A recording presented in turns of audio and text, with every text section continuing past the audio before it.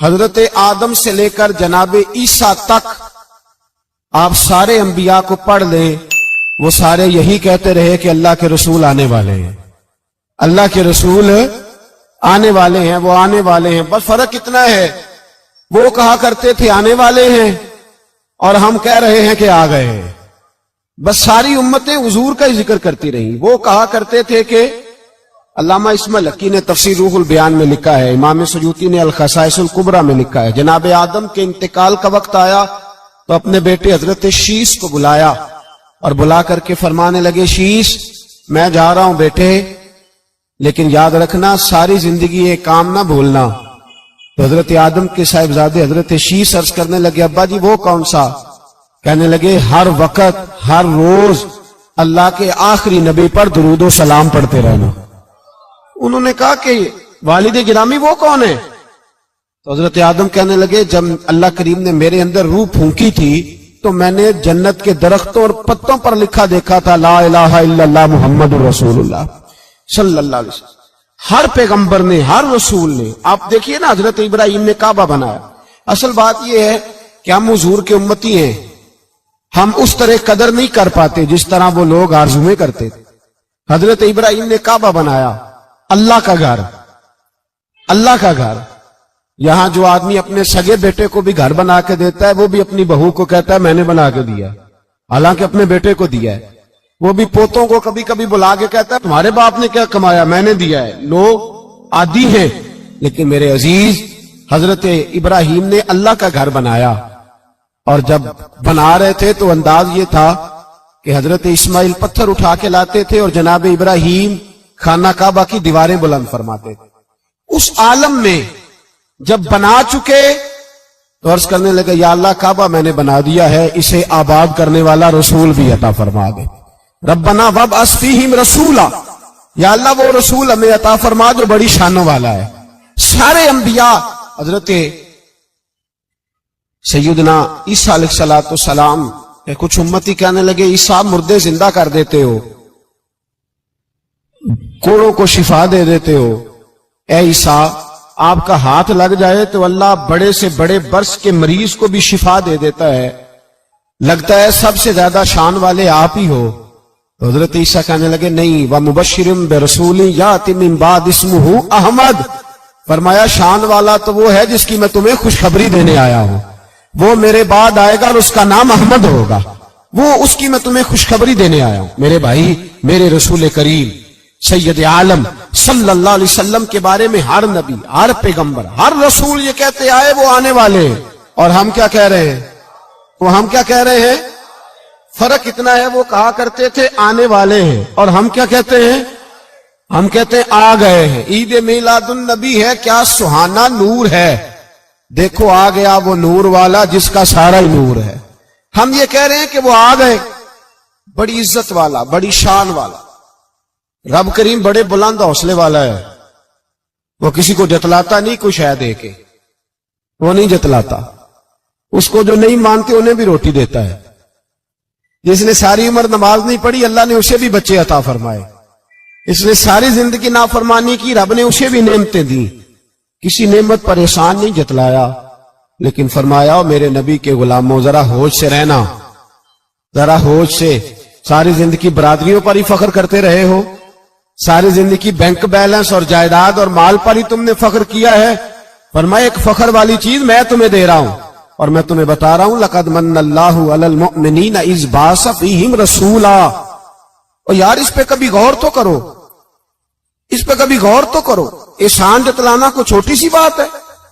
اور پھر مالک جس کے حوصلے پر کوئی کلام ہی نہیں کر سکتا، وہ مالک احسان جتلا کے تجھے کہتا ہے او مسلمان تو چھوٹا سمجھتا ہے، تو شاید ہلکا جانتا ہے، ہوش کر، اور اپنے اندر کے مصطفیٰ کریم کے اس غلام کو بیدار کر۔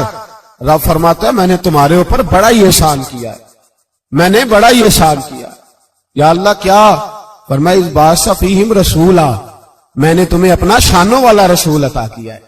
دیدہ دل کا دریچہ باز کرنا چاہیے، اور یا رسول اللہ جن کا تو آقا ہے ان کو ناز کرنا چاہیے۔ اب تھوڑا مسلمان ہونے پہ بھی فخر کرو، کبھی کوئی پوچھے تو اسے بتایا کرو ہم رسول اللہ کے غلام ہیں، یہ بھی ہماری برادری ہے اور یہ سب سے بڑی برادری. اس برادری کے اندر بھی لوگوں کو لائیں. آپ کو پتہ ہے میلاد انقلاب کا نام ہے. میلاد جب تک نہیں ہوا تھا تو بیٹیاں زندہ دفن ہوتی تھیں. آپ علماء سے یہ سن تو لیتے ہیں پر ذرا اس معاشرے کی بے حسی تو دیکھو. بیٹی جان ہوتی ہے باپ کی, بیٹی رونق ہوتی ہے گھر کی. ایک آدمی کے 11 بیٹے ہیں تو مجھے ایک دفعہ کہنے لگا دعا کریں اللہ مجھے بیٹی بھی دے. تو میں نے کہا 11 بیٹے ہیں, کہنے میری تو منجی نو رونا بھی کسے نہیں, بیٹے تو نہیں یہ کام کرتے. دعا کریں اللہ بیٹی دے, میری چارپائی کے پاس تو کوئی بیٹھے. او بھائی بیٹی جو اتنے وقار والی ہوئی تو آپ پڑھیے نا, حضرت داہیہ کلبی کہتے ہیں میں موجود تھا جب وہ شخص آیا تھا. لوگ 12 ربیع الاول کے اس معاملے کو معمولی واقعہ سمجھنے لگے. نہ بھائی ہم تمہیں پیغام دے رہے ہیں, یہ معمولی واقعہ نہیں. حضرت داہیہ کلبی کہتے ہیں اس شخص نے آ کے عرض کی یا رسول اللہ صلی اللہ علیہ وسلم میں نے 100 بچی زندہ دفن کی ہے, زندہ دفن. اور کہتے ہیں میری اپنی بیٹی, میں سفر پہ تھا تجارت پہ تو میرے پیچھے سے میرے گھر میں بیٹی ہو گئی. میری بیوی نے اپنے میکے جا کے چھپا دی. تو میں واپس آیا تو اس نے کہا بچہ ہوا تھا فوت ہو گیا, میں نے دفن کر دیا. جب بچی 4-5 سال کی ہوئی تو مجھے پتا چلا میری بیٹی ہے. کہتے میں اسے لایا اور میں نے اسے کہا میں تیرا باپ ہوں, تجھے تحفہ لے کے دوں گا, کھانا کھلاؤں گا. کہتے ہیں وہ میرے بالوں سے کبھی لپٹتی, کبھی میرے سینے پہ ہاتھ رکھتی, کبھی میرا ماتھا چومتی. پر میں اسے لے گیا اور لے جا کر میں نے گڑھا کھودا اور اس گڑھے میں اس بچی کو جب رکھا, اس نے باہر آنا چاہا تو میں نے اس کے سر پہ ضرب لگائی. جب چوٹ لگائی تو وہ دوبارہ گڑھے میں گری. میرا ویسے وجدان کہتا ہے کہ جب سے میلاد ہو گیا ہے آج کسی باپ کی بیٹی اگر چارپائی سے گر جائے تو شاید وہ ساری رات سو نہ سکے کہ بچی گر گئی ہے میری.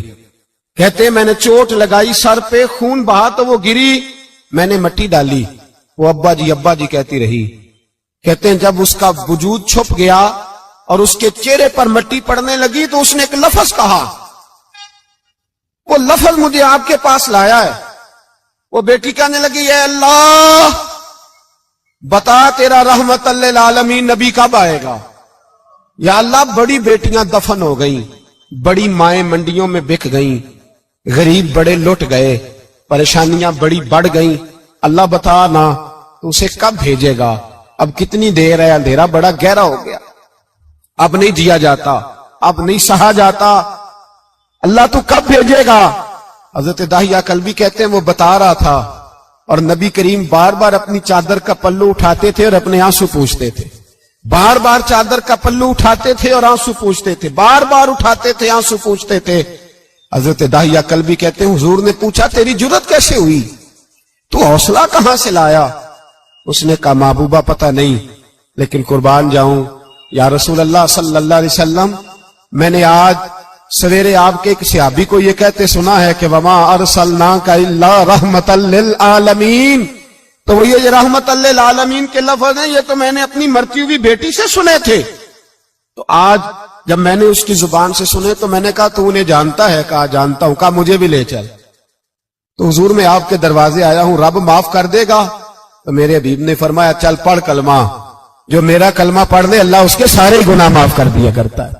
بھائی غلاموں کے ساتھ ظلم ہو. حضرت بلال حبشی, حضرت بلال کے بارے میں بڑے واقعات ملتے ہیں. ایک واقعہ بڑا منفرد لکھا ہے کتابوں میں.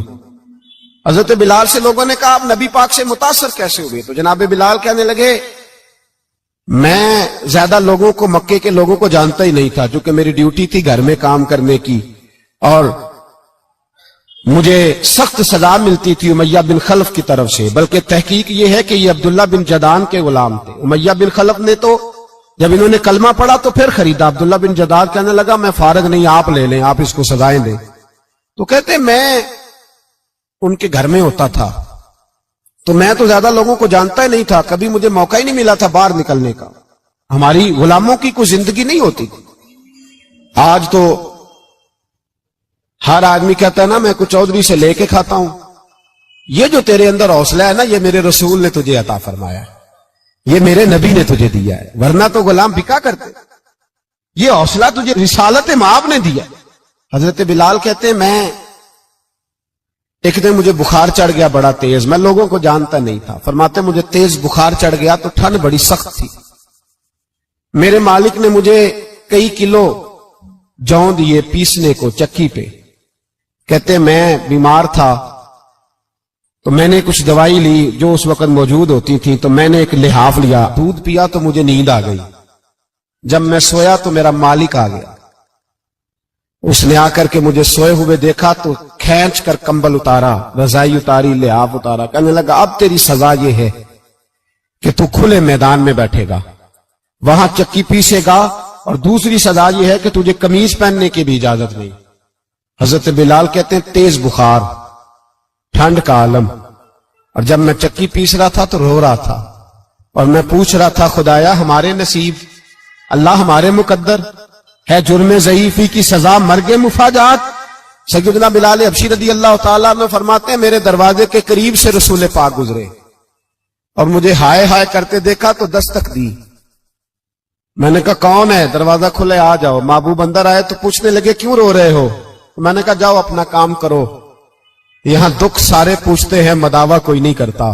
یہاں تقریریں سارے کرتے ہیں، حقوق غریباں پر بات سارے کرتے ہیں، مداوع کوئی نہیں کرتا. جاؤ اپنا کام کرو. کہتے ہیں میں نے سخت جملے کہے معاذ اللہ. حضور چلے گئے اور جب حضور جا رہے تھے تو میں کہہ رہا تھا بس جا رہے ہو نا، میں نے پہلے ہی کہا تھا جاؤ. کہتے ہیں قربان جاؤں. تھوڑی دیر گزری تو اللہ کے رسول کے ہاتھ میں گرم دودھ کا پیالہ تھا، کھجوریں تھی. حضور تشریف لائے اور کریم رسول نے مجھے کھجوریں دی، دودھ پلایا اور کہا چل جا کمبل میں بیٹھ جا. تو میں نے کہا چکی کون پیسے گا؟ وہ تو بڑا مارے گا. کہتے ہیں لوگو اس نبی کا میلاد اور معراج بھول نہ جانا، اس رسول پاک کی محبتوں میں کمی نہ آنے دینا، اس محبوب کا نعرہ ساری دنیا میں لگا دینا. فرماتے ہیں میرے حبیب کے میں قربان جاؤں. مصطفیٰ کریم نے فرمایا تو بیٹھ رضائی میں اور آج تیرے حصے کی چکی میں پیسوں گا. کہتے ہیں ساری رات حضور چکی پیستے رہے، ساری رات. سویرے میں اٹھا اور میرے حبیب پاک نے مجھے وہ سارا کچھ دیا اور خود چلے گئے. اگلی رات پھر آئی تو حضور پھر آ گئے، مجھے پھر رضائی میں لٹایا، دودھ پلایا اور ساری رات چکی پیسی. کہتے ہیں بس تیسرے دن حضور چکی پیس کے جانے لگے تو میں نے قدم تھام لیے. میں نے کہا بیبا دنیا ساری جھوٹ بولتی ہے، زمانہ سارا غلط کہتا ہے، جو غلاموں کے حصے کا کام کرے وہ اللہ کا سچا رسول ہوا کرتا ہے.